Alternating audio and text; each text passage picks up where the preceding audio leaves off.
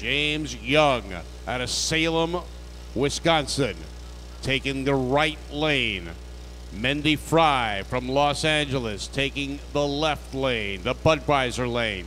Mendy was a #1 qualifier. James Young was #2. We've seen them both lay down some excellent times. Cackle Fest cars, lanes 2.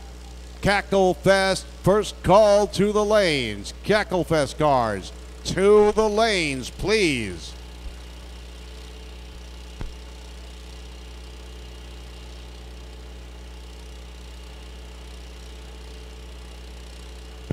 Little prep going on after the Willies went tinkle on the starting line.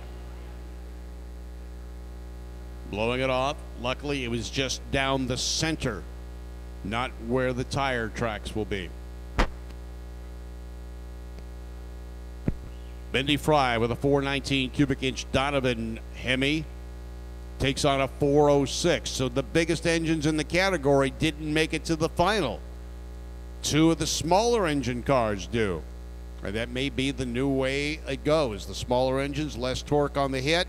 They don't overpower the track on the starting line, and they get down the track. That is half the battle. I mean, that's the battle. You got to get it down the track to win. We've seen where Adam Sorokin went up in smoke half track, and Brendan Murray drove right around him. Yeah, that's right. He lost traction about half track. He was really driving that car, trying to stay out in front. And Brendan Murray came around him at the finish line. Of course, he paid the price in that round as he blew it up at the finish line and had to make a mad thrash just to make it back for the semis. And he did, but then ran into other problems on the start, and it didn't work out for him. But that is fuel racing. That's what it's about. You got to get them together. All right, Top Fuel firing up. This is the final round. James Young out of Salem, Wisconsin, taking on Mendy Fry out of LA, California. She made the long haul. And James Young does his burnout fast and quick. Mendy Fry pulls her high-speed motorsports car into the water. It does a burnout as well. #1 qualifier at 568 at 235 miles an hour. James Young had the mile per hour, though, in qualifying at 254. Was #2 with a 579. As we've said, though, forget about qualifying position. The racing is a whole different story, and we've seen it throughout the day. Well, you're right. Conditions are the best they've been all weekend right now for these racers. Better than they've been through qualifying, better than they've been through the first 2 rounds. So it's anybody's race at this point. Temperatures have cooled down. They'll make some more horsepower. Track temperatures still hot. They're going to get the traction. If they can put the 2 together, we're going to see some quick run. It's all in the hands of the driver. The crew's done what they can. The clutches are set. The tune-up is set. They're ready to go. James Young, Mendy Fry. Who's going to be the next? Using up a lot of real estate as he heads down track. It's side by next, and Mendy Fry, 572, 252 miles an hour to a 584. James Young did a heck of a job driving. We see the streaks going down track. The car drifted towards the wall. He brought it back, 256 miles an hour, still the fastest car on the field.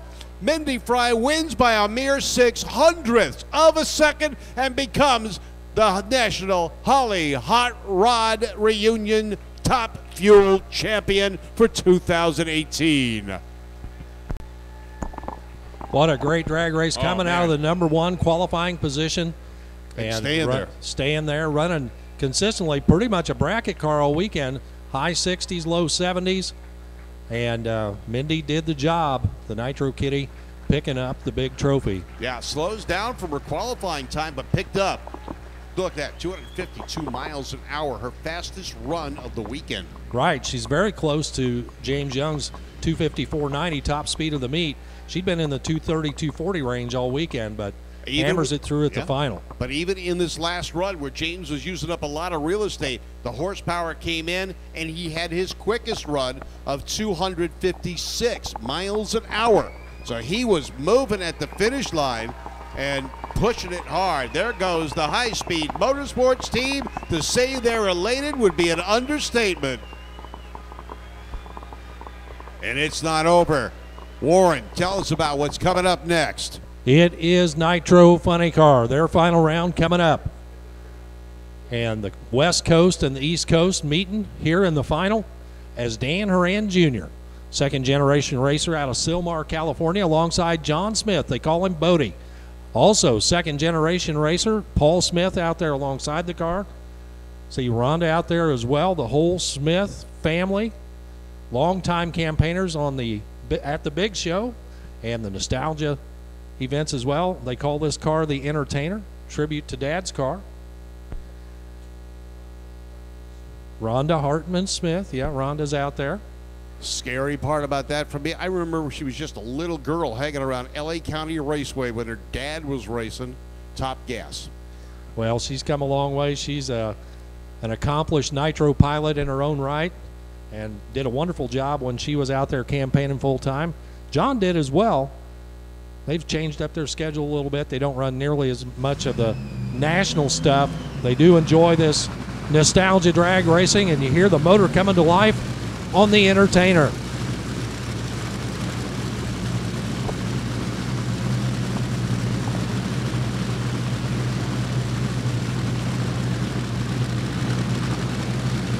On the side of the car over there on the left side, it says Digger Dan Horan.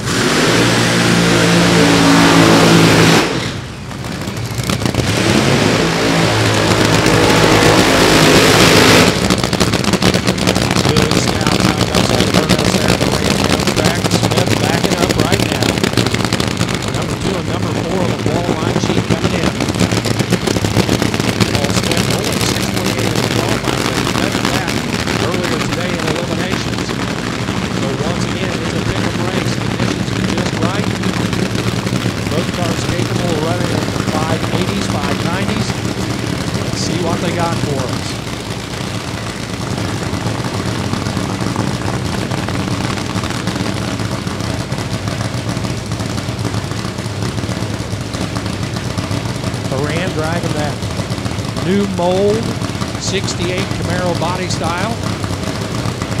For Smith, the Entertainer, that's the Dodge Challenger. Over here on the right-hand side, he is set. Looks over. They give the hand signals back and forth. They're ready to bring the drivers into the beams. Here we go. Final round in Nitro Funny Car.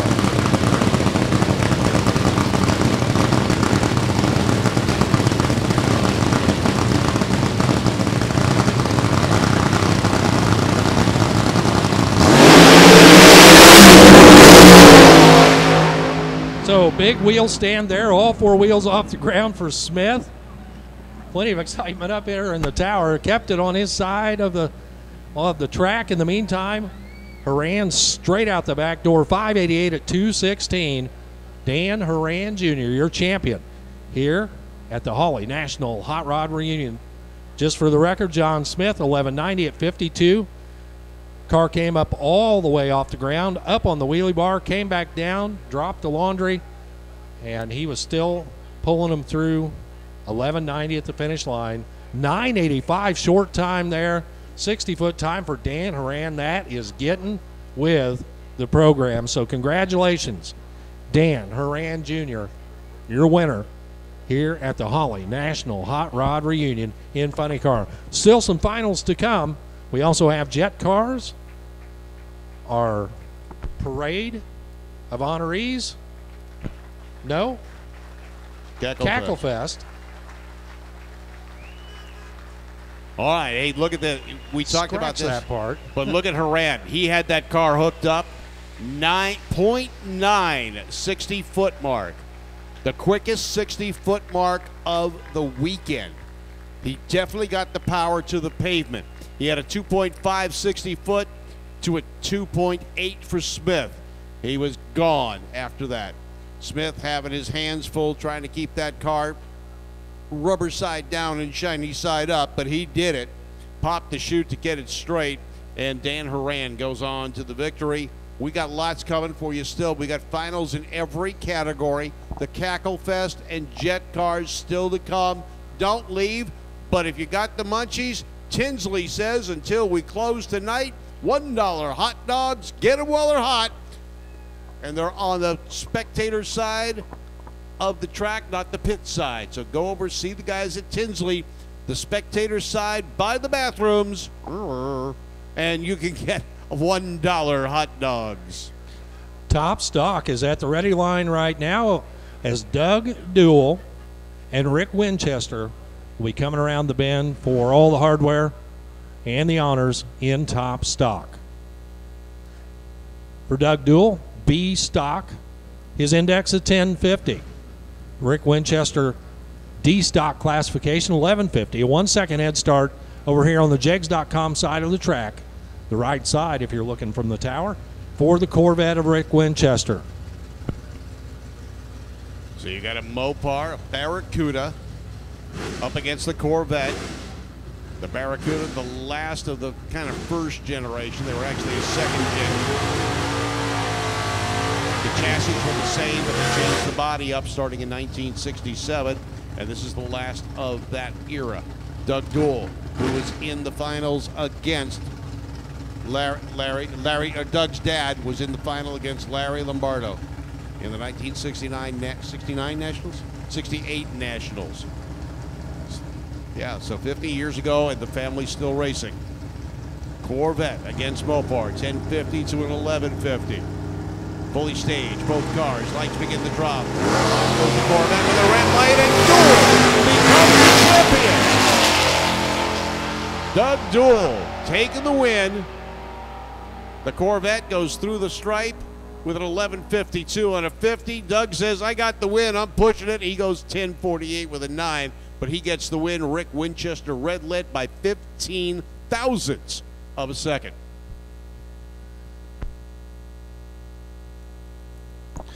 So once again, all final rounds, we need you to the staging lanes. If you're not in the lanes and you're running for the trophy, we need you to the lanes now. We're missing a car or two.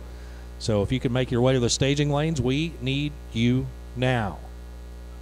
My guess is this looks like 6-0 Eliminator final, getting set to pull in the water box. Got a funny car up against a dragster.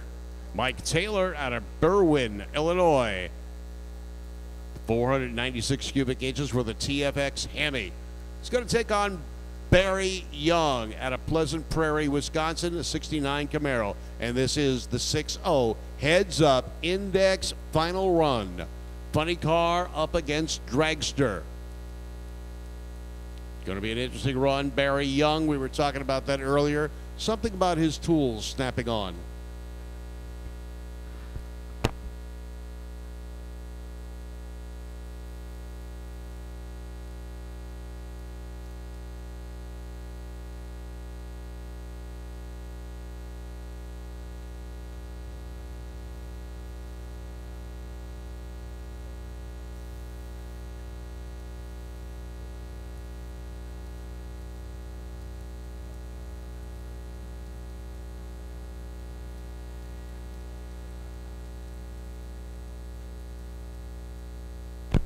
And the starter says, let's go racing.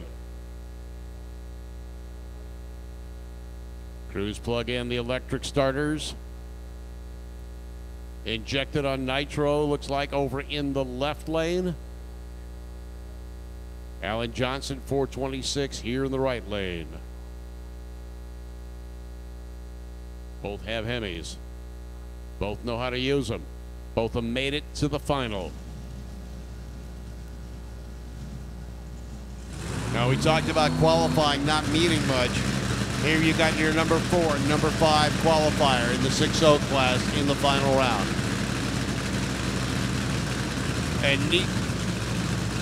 And neither one of them did well in qualifying.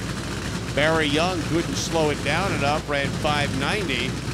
Mike Taylor couldn't run it quick enough, ran a 958. But they got him fixed, they got him set, and they're ready to go. They're in the final round.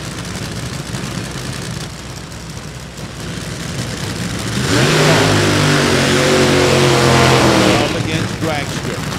We kind of joked about that earlier. But here we are, 6-0 Pro, and we've got just that. The Dragster running nitro with fuel injection. Looks like it's getting fuel up.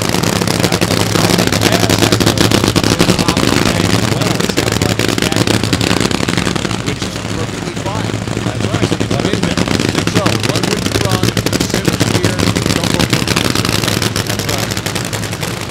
So Dragster makes it back quick. Barry backing up as well. Going a little bit slower. Nitro cars overheat. There he comes back. Now it's time for Dave.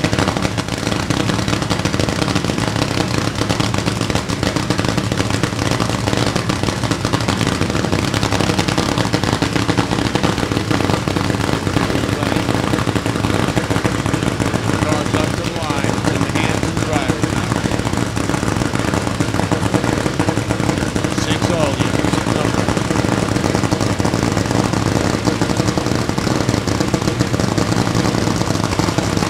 Full stage, both cars. And something goes pop on both cars. Who's going to coast to the finish line? Mike Taylor keeps it running. Barry can't do it, and Mike Taylor on an 11-second run gets the win. It's not he who goes faster, it's he who gets there first.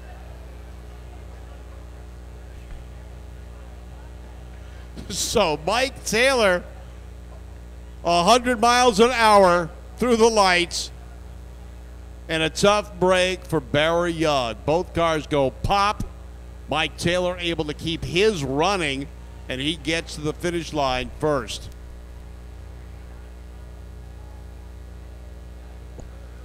I mean, it looked pretty tough from our vantage man. point. We saw a big flash of flame out from under the funny car. Yep. Everything popped loose, and then all at once you look up and you see Mike Taylor. He's just kind of sitting there back like in a, front. a duck on the pond waiting Yeah. for Baz to come around him, but Baz ain't coming.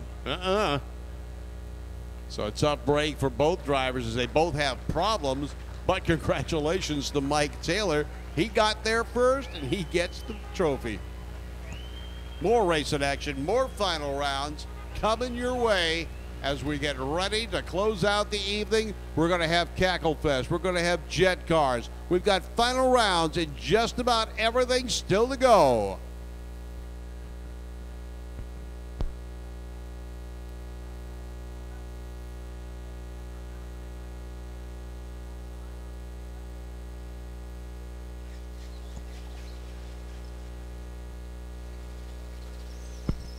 All right, we get the track clear.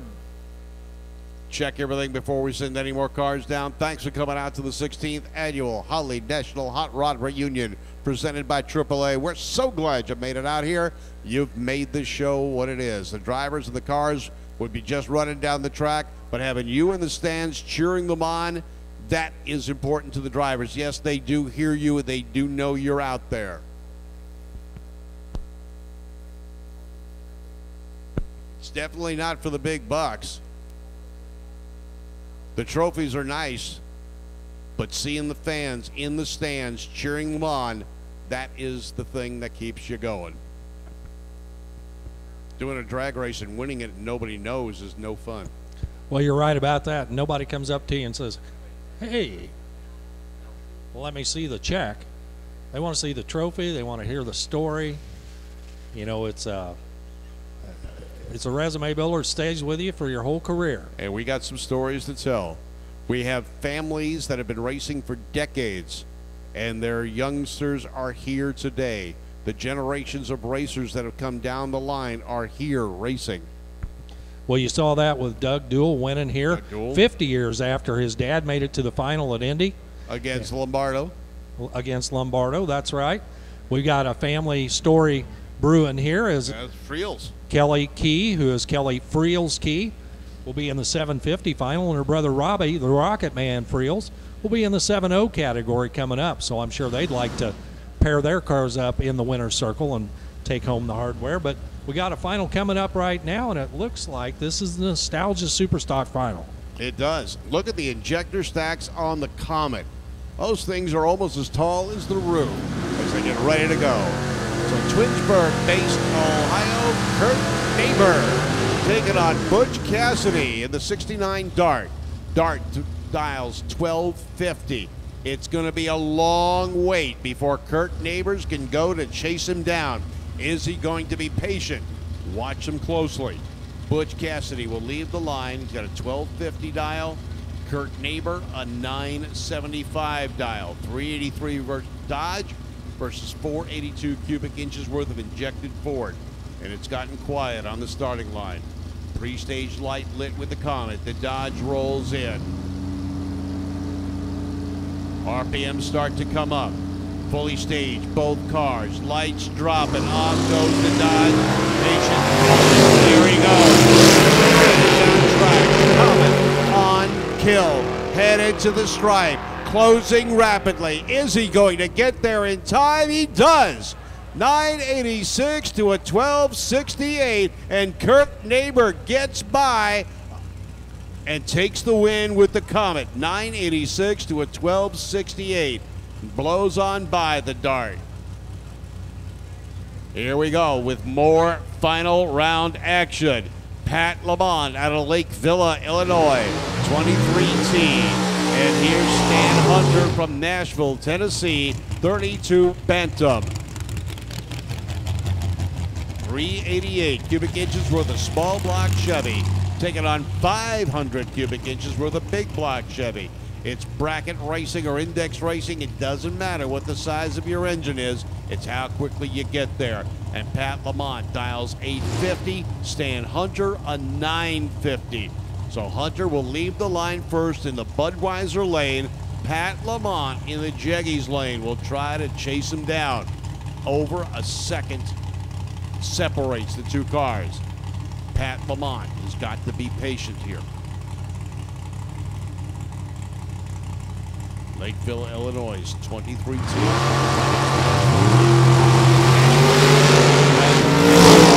Now he's wiggling. He's losing ground as Pat Lamont drives around him. Pat Lamont, 825, good for the win. Stan Hunter backing out of it, had trouble. Car got out of shape. He goes 10:01, and Lamont takes the win.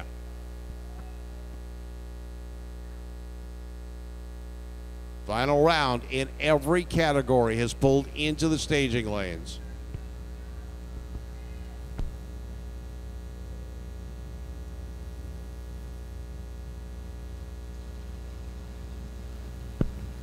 The Plymouth coming up in the right lane. Henry J. in the Budweiser lane. Got a soft spot in my head for Henry J's. Love those cars. Early fastback compact. Greg O'Quinn out of Tupelo, Mississippi. 52 Henry J with a small block 327 Chevy. Dennis Braden getting all crossed up, coming out of the water box with his 1968 Plymouth. He's got a massive 500 cubic inch Mopar motor under the hood. He dials 10 seconds. Greg O'Quinn with the lighter weight Henry J and the small Chevy motor dials 11 flat. The Henry J will leave the line first, but watch this Plymouth because he can carry the front wheels out past the 60-foot mark. Pre-stage lights are lit. Full stage. And the lights begin to drop. Red light for Greg. And the win goes to Dennis Braden.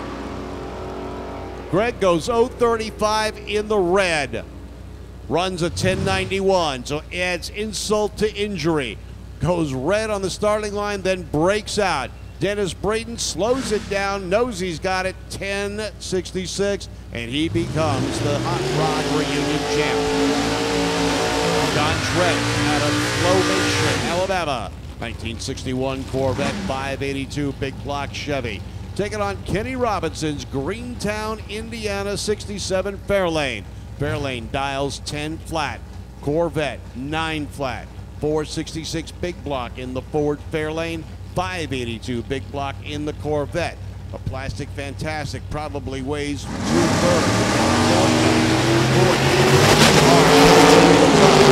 Times nearly identical, and the Ford is out of the throttle. Hopefully Tresh sees that and slows down. He does. 1062. Good for the win for John Tresh. Kenny Robinson has a problem. He gets out of shape, goes over to the marbles, backs out of it, says, I'm keeping it rubber side down and shiny side up and saving it for another day. 7-5 finals coming up next. 7-5 heads up. And this is where we're going to see one of the Friels return. Kelly Friels K takes the left lane in her Island, Kentucky 34 Bantam. She's up against Dan McWhirter out of Brantford, Ontario, Canada, with another Bantam Roadster. 632 cubic inches worth of massive motor Chevy taking on the Hemi. Kelly Friels K was the number 9 qualifier, has made it to the final round. Dan McWhirter was the number 6 qualifier. The difference in their qualifying, McWhirter ran a 7:51, Kelly a 7:53. 0.02 of a second separated them in qualifying. They both made it to the final. They were not the top qualifiers, but they were the top racers, and you've got them here on the starting line now. Kelly Friels K, one of the family here today in a final round. Her brother coming up in just a little bit. Is the family both going to take home the trophy? That would be cool, but we've got to see. This is racing action. Sun setting in the background over Beach Bend Raceway.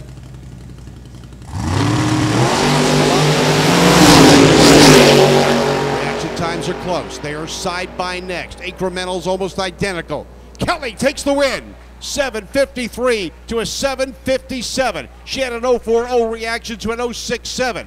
The 60-foot marks, she had a 1:08 to a 1:10.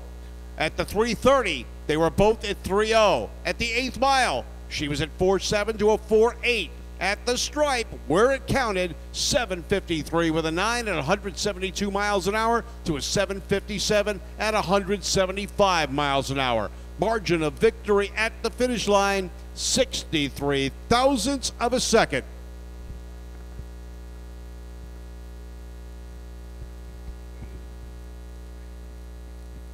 Beautiful sunset in the background. If you're taking photos of the cars racing, shoot down track. What a sight that is. More final round action coming your way as the drivers get suited up. This is the final of the night. Billy Smith and Robbie Friels. Billy Smith in the Pinkerton.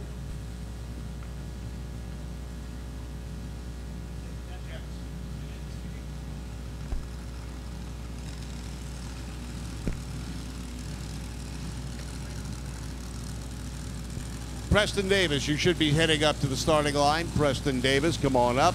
Here we go. Robbie Friels from Island, Kentucky.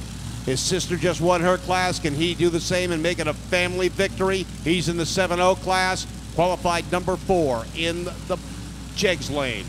Billy Smith out of Pinkerton. He was the number 6 qualifier. Chevy 400 in the left lane. Chevy 496 here in the right lane. A 2003 Holt chassis car in Billy Smith's hands. A 94 Canode chassis in Robbie Friels. They both ran 7:02 in qualifying. The difference in qualifying, Robbie was a 7:02 with a 4, and Billy was a 7:02 with a 9. 5 thousandths of a second was the difference in qualifying. It was 2 positions. Now, It's a 7-0 race. Qualifying doesn't matter. What happens here does. Friel and Smith, 7-0 Pro Final. Dragster against Altered. Moving up into the beams. Pre-stage lights, they light them together. Full stage.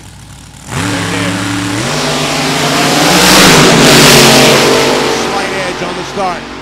At the stripe, Friel makes it a double. 7:01 to a 7:01. Bobby Friel runs 7:01 with a 5 at 191 miles an hour. Billy Smith, 7:01 with a 1. Reaction time is what did it. Friel with an 0:16. Smith with an 0:32. That's how close it was. At the stripe, 12 thousandths of a second separated these two guys. What a race. And the Friel family goes home with 2 trophies tonight at the National Hot Rod Reunion. Yeah, Robbie didn't have any pressure there, did he? I mean, he was trying to match his sister and defend his championship. He did both. He did both. So, but if he didn't, can you imagine what he was going to hear for the rest of the year? Oh, I'm sure. But the Rocket Man's done it a lot of times right here at Beach Bend Raceway Park, so he knew what to do out there. He did. Hey, looks like we got some more Weenie Roasters. Weenie Roasters, that's what you call them? The jet cars. Get your marshmallows or your hot dogs out. They're firing up. Jet car action here at Beach Bend Raceway. The 16th Holley National Hot Rod Reunion coming your way. Yeah, this is the Larson Motorsports team coming at you right now. And over there on the left side for the Florida Institute of Technology, that is Elaine Larson. She runs the program. Elaine, very accomplished jet car driver, has been doing it a very long time. She brings the experience alongside the Marine over here on the right side, the Matrix car for Dwayne Hill. Dwayne Hill, United States Marine, 2 tours of duty in the Middle East from Palm Bay, Florida. The Matrix Automotive Car Refinishes is the sponsor of his car. About the driver, well, 2 tours of Marine, safety training coordinator. About the jet car, it's a 2016 car built then with a GE J85 engine. It runs on Jet A fuel, kind of smells like kerosene to me, and the chassis is full chrome moly. Afterburner is stainless steel, and yesterday these 2 dragsters ran over 200 miles an hour down the quarter mile. Well, they're here to put on a great fire and smoke show for you. We're right behind Dwayne Hill's car right here in the tower, so those afterburner pops are going to get our attention for sure. Oh, yeah. They're going to shake the window here. They're going to shake the building. And, you know, this is the kind of the scary stuff, though. When they start shaking the building, although Dwayne has promised he's not going to hit the afterburner too much. He singed the building on the last run. Oh, he did? Yeah, we lost the sign last year when they made their runs. I do remember that. There was some big object that flew up in front of us in the window. It turned out it was a sign right off the front. So now, Elaine, though, she's not holding back because out the back of her car is air. There's no building. So Elaine Larson, she just bought 100 spare engines. 100? Where's she going to What do you do with 100 spare engines? You don't worry about parts problems. I bet you're right. Yeah. So Elaine Larson, Dwayne Hill getting ready to go. Hill's the first one to fire up, and we can actually see the fire in the tailpipe of his jet car. You know, Chris was up here yesterday talking to us about this, and these are small, powerful, efficient machines, and they are identically prepared. They'll be within 3 pounds of each other when they roll to the starting line. Should make for a great side-by-side matchup. But hold on to your hats as the show is about to begin. Now, these are not wheel-driven. They are totally driven on thrust. They have to wipe down the tires, which you saw them do. They put VHT on the tires because they don't want to slide the tires. There is no engine motorizing these things. It is just propelling them. Oh, a little bit of fire coming out the back of Dwayne Hill's machine. Elaine waiting patiently. She's clapping. She's ready. Or she's trying to get their attention. Not sure what it is. That's right. She can see you in the car. Give her a big wave and let her know that you appreciate what she's doing. She's waving back at you. And they're getting ready to throw some fire out the back. One of the fastest women on wheels now. There's Dwayne. Now, you saw them put a lot of water down. That's because they're going to cook the pavement if they don't. Look at the flames coming out of the back of Elaine's car. Man, it's blinding. We can feel the heat through the windows. I'm sure you could feel it out there in the grandstands. Elaine Larson, West Melbourne, Florida. Dwayne Hill, Palm Bay, Florida. Two brand new jet dragsters. Dennis's go for it. RPM's coming up. Get ready. Hold your ears because they're going to pop them.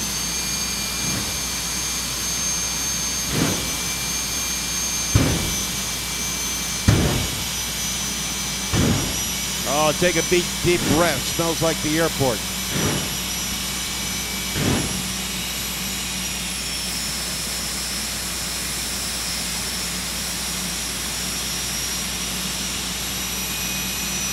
Jet dragsters a pair, getting ready to go.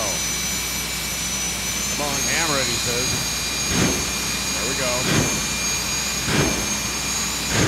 They'll hit the afterburners when they go to leave the line.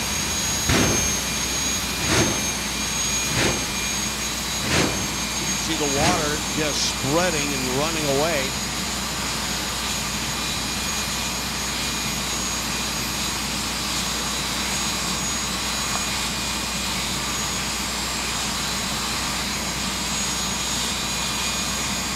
They carry just a few pounds of fuel. Just enough to go the quarter mile. Two of the quickest and fastest jet cars in the country getting set to make a pass for you right here at the Hot Rod Reunion. Up to the line.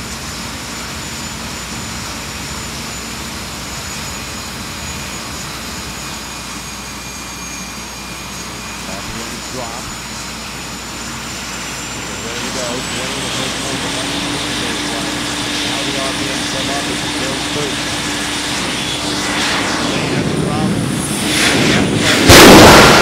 There, now it does. So Dwayne on a single goes 772 at 257 miles an hour. Elaine has a little bit of an issue. She's still there at the starting line. Don't know if she's going to make a single run now. So some troubles there for Elaine Larson.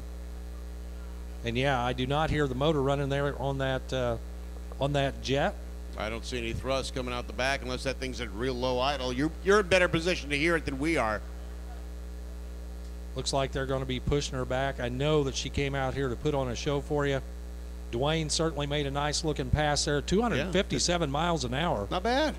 On what kind of was a half throttle run. Yeah, put your hands together for them. Unfortunately, Elaine's car did not make the run, but thank you very much. Now, we're not done. Not even close. Not even close. We still have the Cackle Fest to do. Cackle Fest coming your way in just a moment once we get the track clear. That's right. Look at all these classic hot rods out here, and they're going to be firing them up for you. And you'll get your fix of nitro and header flames in just a minute. And our MC for that event is Mr. Bob Fry, and he's down there at the head of staging, and we'll hear from him in just a minute.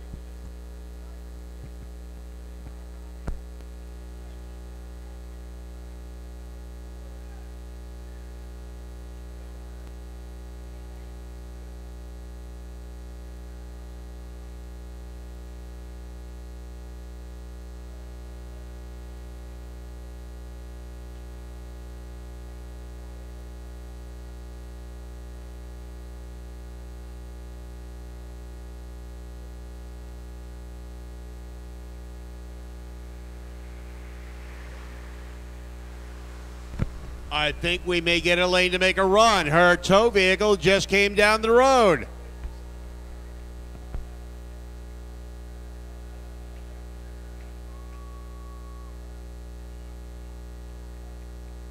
It looks like they're hooking Elaine's car back up again to run it. Do you want to see her run her car? Let her know it.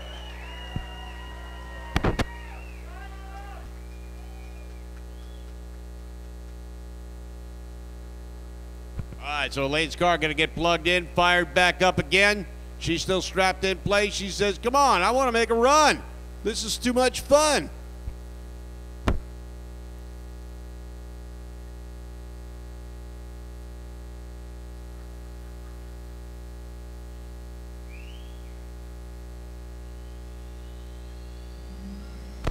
All right, the jet refires. Spinning it up. Little flame coming out the back. You can see the water in the water box getting pushed around. They disconnect the starter cord. She's running. She's ready to go. You know, you realize the starter motor in that thing's got more horsepower than all my cars put together? There's a little bit of smoke. We call one of these cars Smokes and Mirrors. Is that right? I don't know. It sounds good. It does. I'd go watch that. There she goes. A little bit of pollution in the air. Do not call the EPA. That's a little bit better for Elaine. Yeah. I'll see if she can pop it a few times. Keep it running. You know, Knowing Elaine, she may have some problems with the afterburner. Knowing Elaine and the Larson Motorsports team, they weren't going to leave you empty-handed. They wanted to make sure that they put on a show for you. She brings the RPMs up, and it flames out again. So something not quite right with the car and the crew. So they are certainly dejected, but I'll tell you what. This jet car show, when everything is on, is one of the best in the country. And you'll have an opportunity to see them all around the United States. I know they wanted to put on a show for you, but you see Elaine climbing out of the car. Give her a round of applause and a big wave as she appreciates it. She knows you came out for a show, and she came out to give you one. And I'm sure she's not happy with the way the car performed, but you know what? Better safe than sorry. Thank you very much, Elaine, for giving it a definite try. We do appreciate it. Come on, let's hear it for her. She tried for you. Elaine, as much as I've seen these cars run, and you guys, I've never seen that happen once, let alone twice. Tell the folks what went on. Well, you know, I'm in the car, and I'm all jacked up, ready to get down the track. I've been waiting to put on a show for you guys all day long. And this hot rod man, she never lets me down. But guess what? She just didn't want to move today. I think she was a little overheated, a little hot under the collar. But when I went to throttle her up, if any of you guys who say you've been working on these T38s before, the RPM went up and the HET got real hot. So instead of chunking on some blades out the back of my engine, I decided to save my engine for another day. I am so sorry to you guys. I apologize, but you know what? My crew gave me a good job, gave me a good car. She just didn't want to dance today. So thank you so much. Big D, he got me. Thanks, Elaine. Great explanation there. Wonderful. One of the best teams ever with the jet cars. And like we said earlier in the day, hey, in drag racing, like in everything else, you know, stuff happens. Folks, we're going to get ready now. We've got our Cackle Fest cars coming up. We have one special presentation to make here on the starting line. And I have to tell you this, in all the years that I've announced drag racing, I've never had a special presentation made to me on the starting line. But this is so very, very special. Those of you that have followed drag racing for a long while know the name of Raymond Godman. Raymond Godman had the whole fleet of Tennessee Boll Weevil cars for so many years. He was at the very first U.S. Nationals. He was the first car to go down the track at Indianapolis, cut the ribbon there with the U.S. Nationals. He'd been a friend of all of us. He was in the first class of the Drag Racing Hall of Fame. He was inducted into the Hall of Fame before Big Daddy Don Garlits, and that's saying something because, well, Garlits runs the Hall of Fame, and he wasn't first. So Preston Davis drove his cars for so many years, and Preston knows that for the last couple of years, at the Hall of Fame thing, I was always joking with Raymond, telling him that I'd like to have something in my collection of Raymond Godman. In a roundabout way, we now have a very special presentation that means so much to me. And Preston, just tell us a little bit about it. We lost Raymond recently, and it was a loss to all of us in the world of drag racing. For those of you that may not have known, he was injured in the Korean War, was in a wheelchair, and from the first Nationals to the last one, he was at every U.S. Nationals, had great cars. At some of the races, the Bo Weevil would run top fuel and funny car. Preston drove it. In 1972, they ran the Tulsa PRO race, came back, ran out at Indianapolis on the same weekend. I was proud to be able to call Raymond Godwin my friend. Preston worked for him for, well, since back in the 60s and forever, and probably been together with him longer than anybody except his wife, and that's saying something, because Preston and his wife Frida, who are here, been married for 58 years. God bless him. Preston? I'm sure a lot of y'all have seen me out here in the Cackle Fest with the Bo Weevils. Raymond Godwin was a special person to me. We were friends for over 50 years. And just like Bob said, he was trying to get something for his collection from Raymond at the Hall of Fame down at every year. At Ocala, excuse me, at Garlits. Anyway, to make a long story short, he knew about this trophy I'm fixing to give Bob.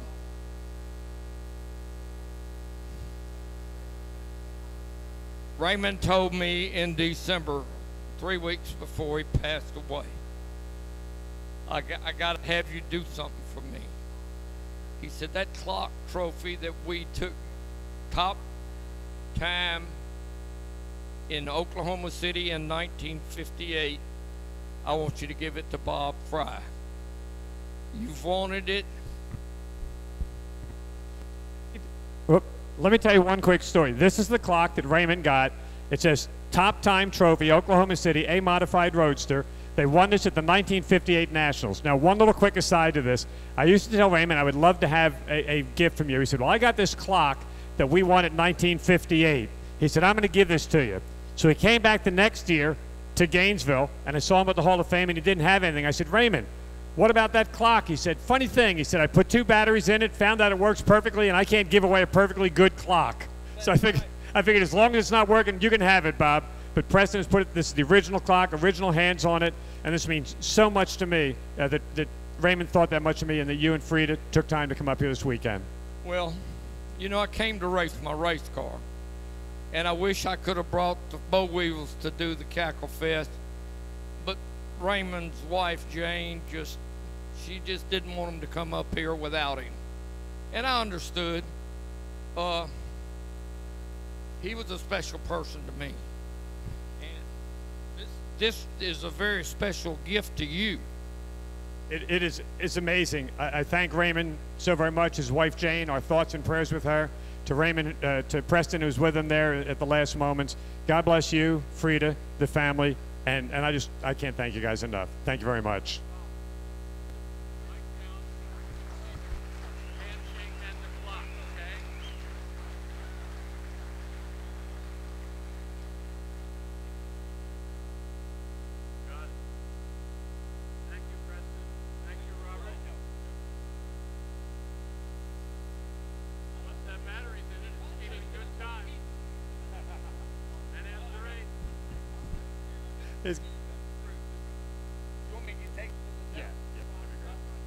And I got to tell you, I'm such a fan of the sport.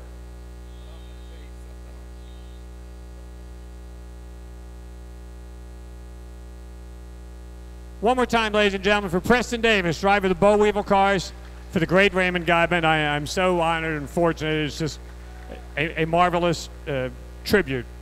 A great man, and he will be missed by all of us. The last couple of years, he had both their cars out here. At every one of the hot rod reunions, had both their funny car and their top fueler out here. Now, before we continue, before we bring the cars out, we mentioned Raymond Godwin. If you'll bear with me just a moment, from last year until this year, we've lost a great many members of our drag racing community. If you'd be so kind to just bear with me for a moment as I read the list in memoriam of the members of our fraternity that we've lost during the past year. Sarge Arciero, Jim Barilaro, Bob Bartell, Rocky Bellino, Frank Collinari, John Collins, Richard Cook, Tex Cooper, Bill Crosby, Jerry Dawson, Lex Dudas, Ed Eaton, Dale Emery, Harvey Emmons, Roy Fiested, Bill Florer, Sidney Foster, Dee Gant, Chip Gerst, Bob Glidden, Raymond Godman, Frank Hall, Steve Hodkinson, Keith Hughes, Joe Chacona, Ron Johnson, Paul Longnecker, Tim Marshall, Dote Martin, Steve McAllister, Jack Merkel, Tom Nagy, Ron Pellegrini, Gas Ronda, Bill Stiles, Steve Swadja, Jeff Tinsley, Arlen Vanke, Pete Williams, Art Hayward, Paul Hatton, and just this past week, Tom the Mongoose McEwen. May they all rest in peace. Thank you very much, ladies and gentlemen, for your attention, for your patience. This is a great drag racing community. We love them all. We love all the fans here. And those members will be missed. All right. Now, last year, we finished a little bit early, and we had the Cackle Fest, and it was still like all daylight. Nobody was seeing flames out or anything like that. Well, that's not going to be the problem right now. We have two sets of cars here in the Cackle Fest. We have the self-starters. Those will be the cars that are pushing down the racetrack. And we have the cars that will come over here, the static machines. We'll give you a little information about each of the cars that come on down the racetrack. Some of them are, honest to goodness, 100% original. Some others have been cloned, refurbished, remodeled, but nonetheless, all these cars coming out represent a great part of drag racing history. It's a marvelous sport that we've been involved with, going back to the first organized races in the early 1950s, and its raised first nationals in 1955, and of course carrying on till today. The evolution of the sport. For those of us that have been fortunate enough to be around a long while, we remember seeing these cars, watching these cars, announcing for a lot of these cars at drag strips around the country. The cars that are in the push start will first push on down the racetrack on the left-hand side. So if you folks want to get some great pictures, they'll be pushing down there on the left side of the racetrack. They will then turn around at the end of the racetrack. We'll line up our static start cars, and then the cars will come back from the far end of the track. It's an interesting procedure. Just like in the old days when they used to push start the cars before they had the self-starters or the rollers, and we're just about ready to go. All right, once again, folks, we do appreciate, it takes a little bit of logistics to get set up for the cars back there, the drivers. They didn't know exactly what time they're going to be ready, but I believe the cars are all set over there and getting ready to go. Like I said, you'll get an opportunity to see these magnificent cars as they come on down the racetrack, some with original parts, some with original drivers, some with original owners.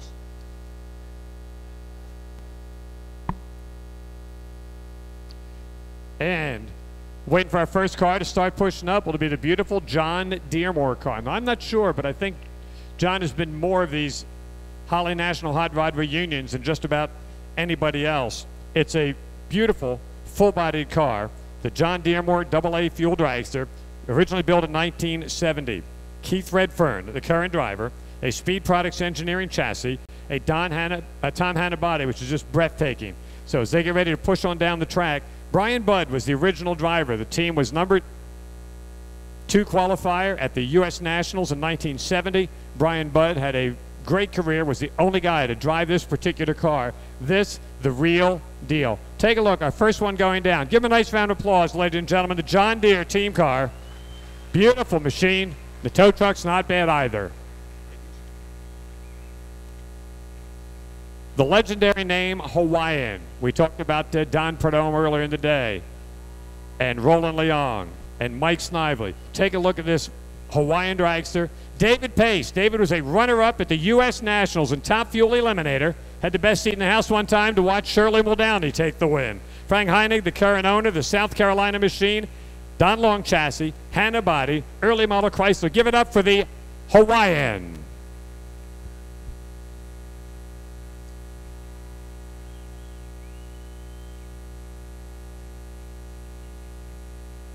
So the next machine coming down, we've seen a couple of cars from the Midwest and the West Coast. This one, the Huntley and Boggs team car, the 1969 U.S. Open national champion, Richie Boggs, the current owner and driver. From Charleston, West Virginia, a Stebbins/J. Ed Horton chassis, 392 Chrysler, a 6.5-second machine. Jim Huntley and Joe Boggs, the original owners. Beautiful 32 Ford push truck. Ladies and gentlemen, the Huntley and Boggs Top Fuel Dragster.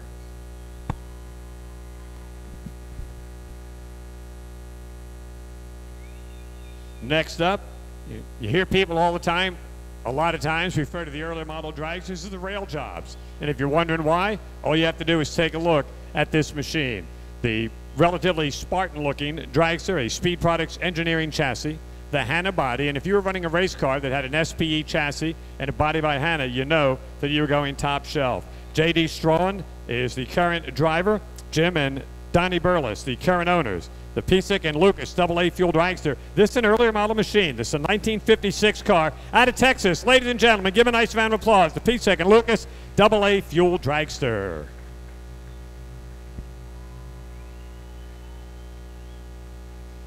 Like I said, take a look at the cars. Take a look at the push trucks. They're not exactly slouches either. Got some beautiful machines as they come on down the racetrack. Now, these guys will all be going down to the far end of the track to spin around. This is the Hunt Family Farms machine.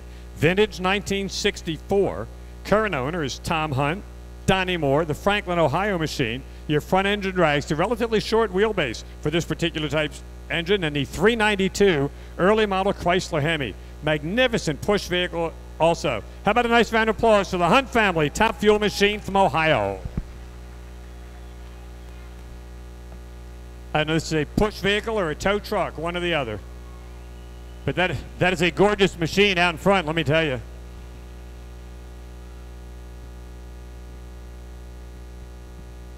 Next car coming up, the Michigander, the Barnes and Gladstone, vintage 1964. Damian Gladstone, the grandson, and Robert Gladstone with the car from St. John's, Michigan. A beautiful machine, the 392 Chrysler, the full-bodied machine, a 7.3-second, 207 mile per hour top speed. The push vehicle is a 41 Ford machine. Beautiful car, beautiful push truck, the Michigander.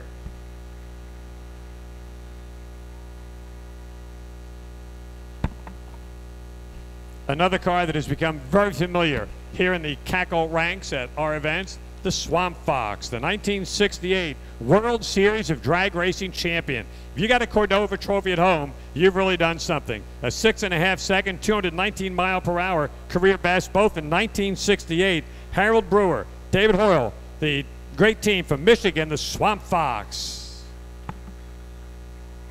Let me tell you, legendary independent races, the Cordova World Series of Drag Racing. Those guys went out there in 1968 and whooped them all. And that was as big as winning anything in the world of drag racing. If you could put a World Series of Drag Racing trophy on your mantle, that was big time.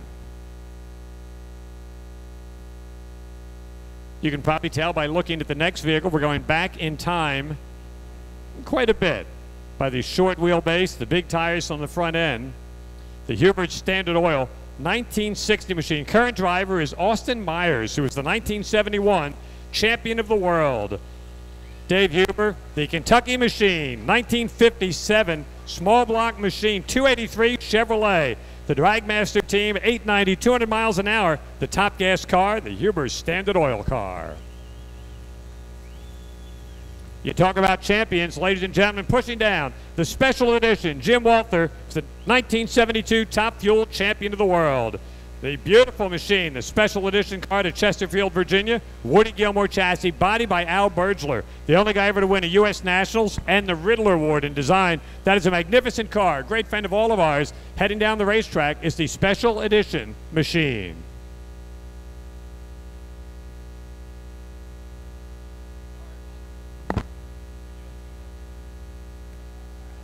And the Cox and Amos team machine, the AA dragster from 1968 out of Nashville, Tennessee. The Amos family, the owners and operators of this, some great names. Bob Amos and Mickey Cox teamed together to form a very formidable team in the AA dragster alcohol classes, especially down in the Southeast and running a lot of the IHRA races. The 1968 car, the Cox and Amos machine from Tennessee.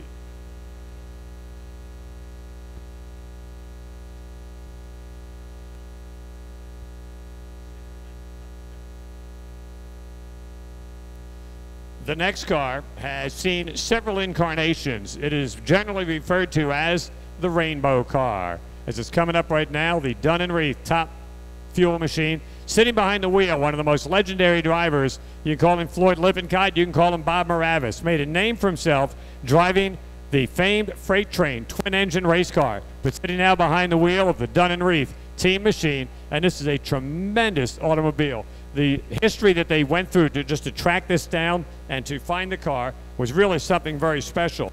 So John Neese is the guy that currently owns it out of Tulsa, Oklahoma, has just purchased another legendary top fuel car. This one, he's got the entire history of it from the 4 different paint jobs, traveled out west, came back east. Give him a nice round of applause. The legend Bob Moravis pushing down in the Dunn & Reith, the Rainbow Car. From the Plains, Virginia, came one of the great husband and wife teams in all of drag racing, the great top fuel machine, the Great Expectations. Brian Beatty, currently the owner, and driver Al Marshall. Wow, I had a great career in his own in top fuel. This is a beautiful machine. First of all, the Frakes Auto Salvage truck pulling down there always conjures up the English Frakes and Funk machine. But this is one of the most beautiful cars on tour. Tom Rayleigh, Jim and Allison Lee, the original owners, the great Division I championship car, national record holding machine. Brian has done a marvelous job. Give them a nice round of applause. The Great Expectation machine, the epitome of what it's like to see a top fuel dragster from back in the early days.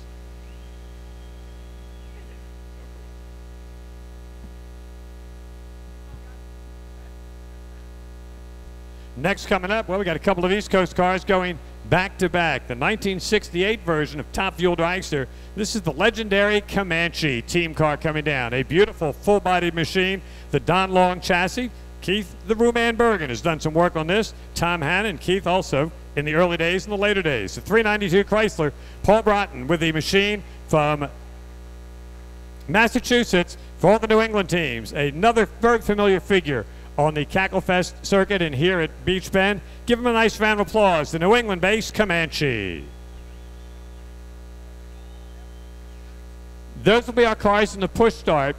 While we're waiting for the static cars to come around, again, I'd just like to direct your attention down to the starting line. Several of our honorees had left after the autograph session at 2 o'clock, but we're very fortunate to have a couple of them with us down here. Joe Williamson, Ed Miller getting set on the starting line. And let me talk with Ed first. Ed won the 1967 World Championship in Superstock, a $10,000 bonus from George Hurst at the time with a 65 Plymouth and a 4-speed. First of all, I want to say just congratulations, Ed. I've known you for a long while. Quite an honor to have you here with us this weekend. Well, thank you very much. It's been quite an honor to be here, and it was really a great show. It's nice to know that people have recognized what you've done. Like I said, a lot of times folks at the reunions, our honorees are not people that have won the most national events, but people have contributed, in some cases their entire life, to drag racing. And you are how old now, Ed? I'll be 79 next week. Well, this week, actually. 79 years old this week, and you're still driving a Nostalgia Pro Stocker. That's right. I guess I got a call yesterday. We're going to have a race on August 4th I'm going to be running in. And how quick will your car go currently that you're driving? Well, quarter mile, I run 870, 151. That's about what dragsters were running when you won the World Championship in your Superstar car. That was a legendary car and everything. Such a great moment in the sport. Nice to be associated with one of the iconic moments in drag racing. Right. That was an unusual thing for Hurst to make that kind of money, put up that kind of money. So it was really a great honor to do that. Well, it's always great to have Ed Miller here. Let me sneak over here. And Joe Williamson, if you folks have been racing or coming down here to Beach Bend for any number of years, Joe Williamson, probably the most successful racer ever to come down here. A Division III champion 6 times in a 10-year period. He's won national events in AHRA, IHRA, and NHRA. And with his Troublemaker machine, little 6-cylinder car that just crushed him in the competition modified eliminator classes. Yeah, we had a heck of a time. We come down. Bowling Green was almost our Sunday hometown track. And we had a little bit of success here, had a good time every time we come. It's great to see a lot of your friends back here at this racetrack honoring you last night.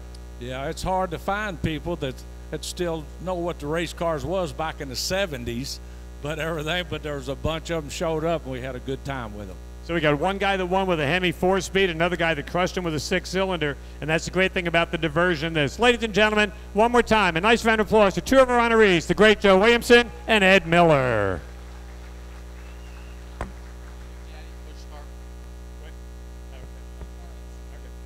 And ladies and gentlemen, the next car pushing down the racetrack probably needs no introduction, but I just always love saying it and hearing the reaction from the fans. He was the #1 rated driver of all time in the poll in the NHRA. Ladies and gentlemen, we proudly present Big Daddy Don Garlits.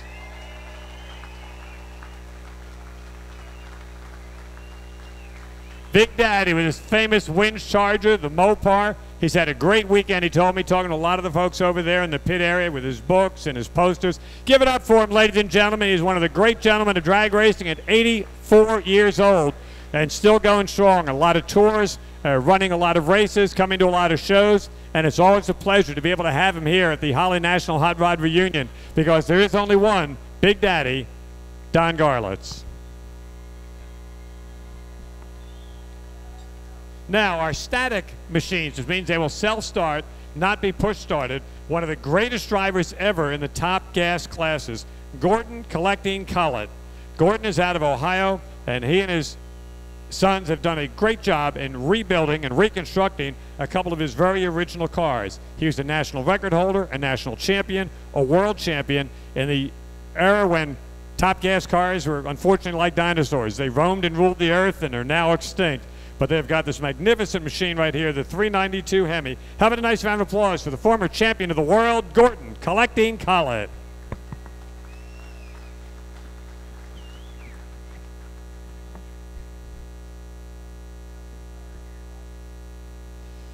Pulling up next, the AA Fuel Dragster from 1965. Here is the Mafia 4.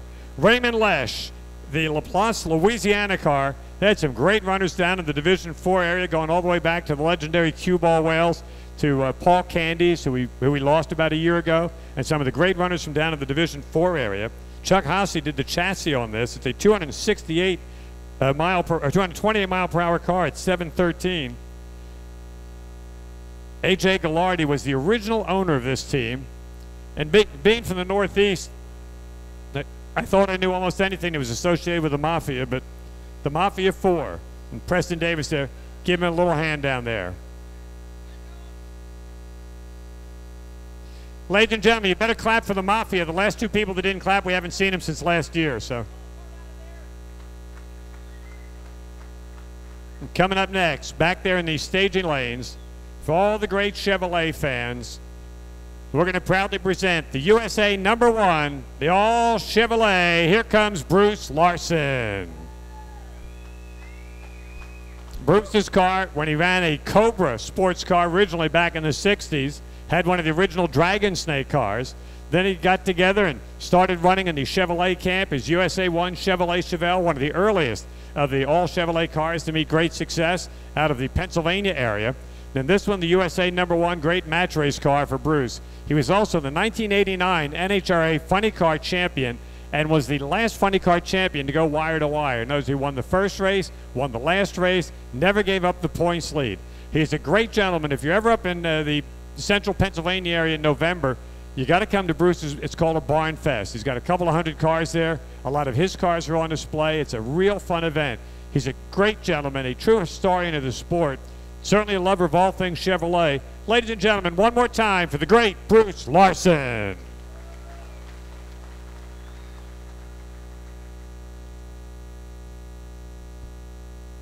You know, somebody once said that green is not a lucky race car color, and apparently it never trickled down to this team. Just waiting to pull Bruce's car in.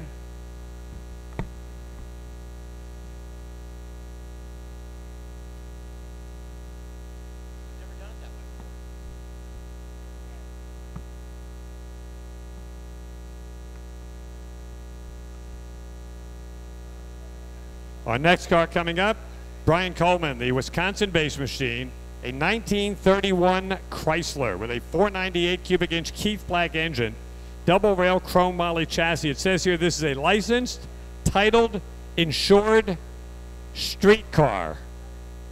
Yeah, right. It runs on gasoline, electronic fuel injection on the street. A dual drive is engaged. You run the pumps and change it and put it on nitro. It's a regular drag week participant. What a marvelous machine. How'd you like to take that to your local Sonic drive-thru? That is a beautiful car. Ladies and gentlemen, nice round of applause for Brian Coleman. And the license plate pretty much says it all. fuel coupe. We've even got Hall of Famers towing the vehicles. Bogey Scott, the guy driving this blue car, is a car that he created himself. He is one of the true craftsmen in the sport of drag racing. Going back along when the Mafia car was running down there in Louisiana with Cue Ball Wells and Candies and Hughes, Bogey had some of the best running cars down there out of the Division 4 area. From the Alderts and the Roadsters, is a member of the Bonneville 200-mile-per-hour club, and that's a neat little vehicle that he put together himself. The Cupid and Cunningham, dragster Jordan Cupid and Conrad Cupid, the current owner and driver of the 1965 model machine. They are out of North Carolina. It's a 383 Chevrolet. There were not a lot of Chevrolet AA fuel dragsters. Bogey was the guy that did the chassis on this. Artie Ross did the beautiful bodywork. A 7.5-second, 200-mile-per-hour machine. Terry Cunningham and Glenn Cupid, the current owners. Push car provided by Bogey Scott. That is an interesting collection of race cars that we have over here in the static start. Old early model Chryslers, the full-body dragster, the Chevrolet-powered funny car, a street-driven fuel coupe, and the last one, the orange car. Just a magnificent machine. So Jordan and Conrad, congratulations on a wonderful car, the car out of Charlotte, North Carolina.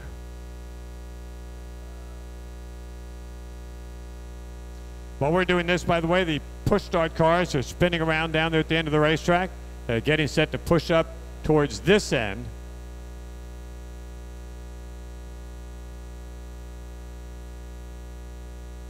And another one of the full-bodied funny cars. This one from up in the Northeast. The Castronova brothers ran a magnificent series of race cars from up in the northeastern part of the country. And this is one I'm coming down right now. The Custom Body Enterprises 1973 modeled machine. Tom Prock was the guy that drove this car. Tom was very good friends with the late Tom McEwen. Tom's son Jimmy Prock, now one of the great crew chiefs in the sport. This team currently owned by Ross Howard, the Oklahoma City team. Keith Black Dodge, the Dodge Challenger, Woody Gilmore chassis, one of the quickest and fastest cars in all of drag racing, not just on the East Coast. And you can still see the old design flares that they had, the little canard wings on the side underneath the number of that race car. The Dodge Challenger body-styled machine was very popular in the mid-1970s. This was one of the best running cars, not only from the East, but they went out and ran out at the U.S. Nationals and toured some of the West Coast tracks. It was a beautiful car. Ross Howard, the current owner. How about a nice round of applause for the custom body Dodge funny car?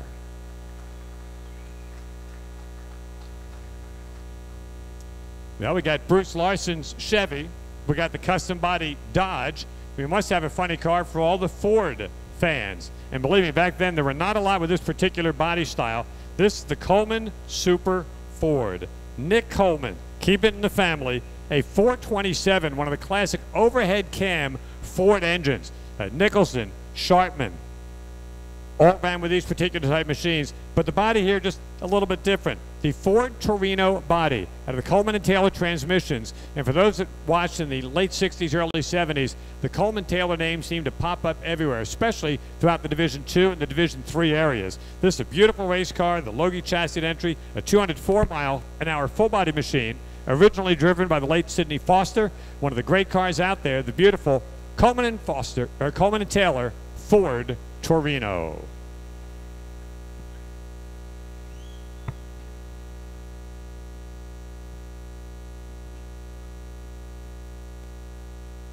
Coming up next, the Ditmar Brothers 1970 Verson Top Gas Dragster. Nick White, the driver. Sean and Laurie Dill are the owners. Now, Sean is the guy that has done the recreation on a lot of great race cars. And if you're sitting around there saying, wow, I wish I could get myself a nice recreation of a Top Fuel or Top Gas Dragster, I do believe this car is for sale. Sean just loves the history of the sport, has done a great job restoring a lot, and I mean a lot, of great race cars. This is his latest one from Avon, Indiana, the big block Chrysler, the RCS chassis.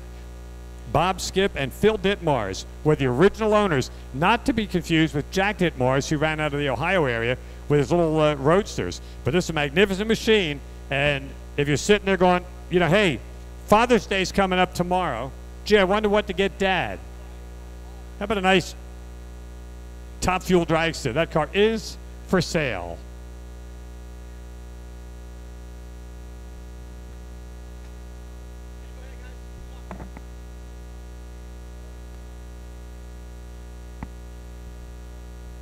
the Nitro Syndicate team machine out of Illinois.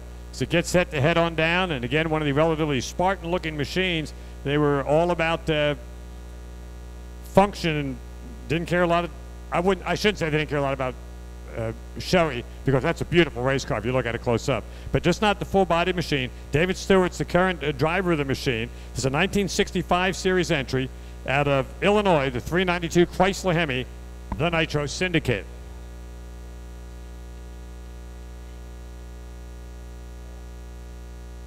Funny car going down the racetrack now, one of the very few Chevrolet Nova bodied machines. Randy Walls was with us last night over at the Corvette Museum and fired this car up right outside of the museum. It was really cool.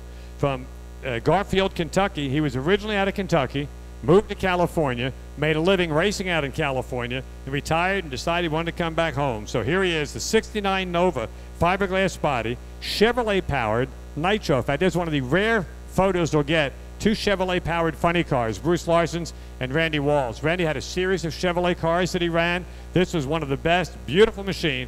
Great paint job. Ladies and gentlemen, how about a nice round of applause for the Supernova, Randy Walls.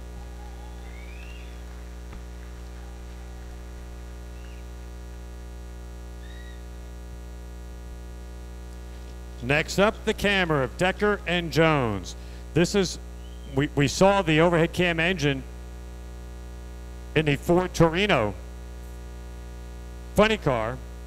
There are not a whole lot of those around. Well, we got two of them. There's the camera machine. John Jones, the wheelman, pushing down the racetrack right now. And they got this motor. It's been passed down over the years. It was originally owned and operated by the great Dino Don Nicholson, one of the stalwarts for Ford. Nicholson, as I mentioned earlier, had the flip-top Ford body machine with Eddie Sharpman, Jack Christman, the Kens and Leslie team.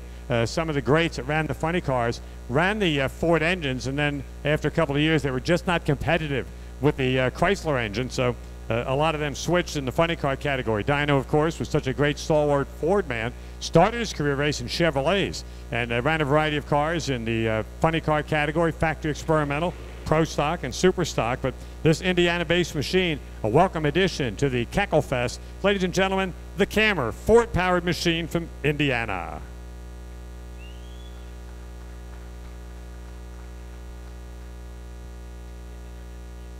And that should be, he said, all of the cars coming out for the Cackle Fest. I know Preston Davis around this summer probably got a tear in his eye, not only for his friend Raymond Godman, but because for virtually every year of the Hot Rod reunion here at Bowling Green, Preston and Raymond were part of it. So it's great that he came out of this weekend, raced his new car in the 7.0 category, but just nice to have him and spiritually just keeping Raymond alive with us. So a great collection of race cars out here. Like I said, the other ones are down there. They will give us a signal when they're ready to go, and we'll just give them a quick countdown from 5 to 1, and they will should, it says here in the script, push up the first car from the far end of the track. They will start lining them up down a little bit past the Christmas tree, finish up, and I believe the last one to push back up should be Big Daddy Don Garlits. Now, if everything goes according to plan, these cars will all start on the same time, and all the cars on this side will finish on the same time. That's the plan. But of course, when you get the cars over here, the push start machines, it really does start to become a battle of wills era. Nobody wants to be the first guy to shut their car off. I mean, it's just your typical macho deal. You know, I can run my car longer than you are, so it's always a little source of pride sometimes for who is running last. Although the poor guy that's the first one up, John Dearmore's car, you know, he'd have to have like a 50-gallon tank if he wanted to last longer than the guys at the end of the pack. Maybe that's why Garlits always elects to go last. But we're going to wait and see, and they'll be pushing up. And again, we just want to thank all these drivers that took their time to come on out with us, to be part of this, just making sure all the static cars are ready over here on the right side. I'm pretty sure the guys with the green fuel coupe aren't because, well, the driver's outside. But, all right, just waiting. Just waiting for the go sign to make sure all the cars have turned around down there at the far end of the racetrack. It is just the perfect atmosphere right now for watching the header flames come out, a variety of the cars, because one or two of the cars were gas-powered machines, so They won't quite have those big nitro flames, but the zoomy headers, so prevalent with the cars back there in the 1960s. And you just love to see the flames lighting up the drivers. And if you could see the face of these drivers, a lot of these guys behind the wheel drove these cars back when they were original in the mid-late 1960s. And the Cackle Fest, the hot rod reunions have really revitalized a lot of the older drivers that had basically gotten out of the sport, had nothing to do, and now have a great place to come with their cars, talk about the history of the sport. All right, they tell me we're ready at the end. This usually doesn't go quite as well as we wanted to, but we're going to give it another shot. We're going to count down from 5 to 1. These guys are going to start over here on the right. They're going to push the cars up from the far end. So ready? Ladies and gentlemen, let's start the engines in 5, 4, 3, 2, 1. Fire them up. Push them up from the far end of the racetrack.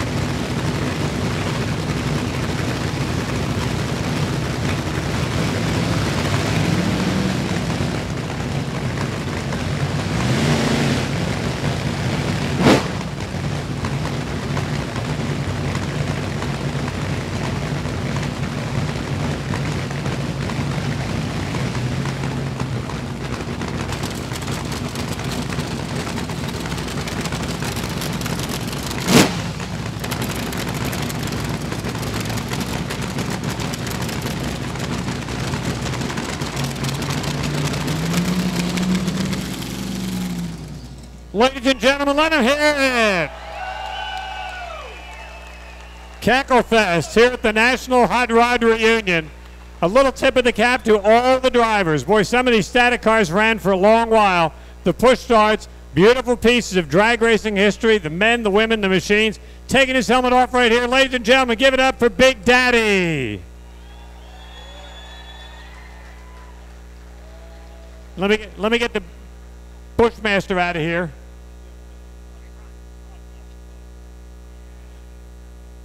Oh, the classic Swamp Rat 12.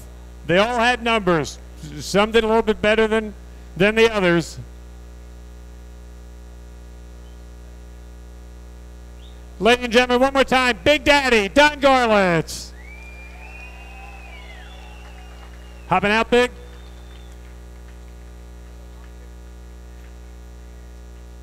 Big, it is such a treat for us to have you here, and I know it's just as much a treat for you to cackle this car. Yeah, that thing's ready to go. All your cars were always ready to go, weren't they? Yeah, did you see how I set the clutch like I was going to leave, you know, when I was loading the clutch, you could see all the flames, every pipe come even. She's nice. She's about a 25 horse piece. Even at your age, looking out there, watching those flames, you got to get goosebumps as many times as you've done this. I'm going to tell you something, Bob. You never get over nitro. Once it's in your blood, you're hooked forever. And no matter how many times, you know, I started at the shop all the time, you know, for the private tours. I never get enough of it. Well, we can get enough of you. It's great to have you here. I know you get a chance to go to a lot of shows across the country. Met thousands of fans over there. And on behalf of all the people here in Bowling Green, Kentucky, we want to say thank you for coming to the Hot Rod Reunion. Well, I'd just like to thank everybody for coming out. This is a real treat for us, especially guys like me. We get a chance to see our old friends, you know. And like Bob read that list, you heard it over the PA earlier. There's a lot of my friends we'll never see again.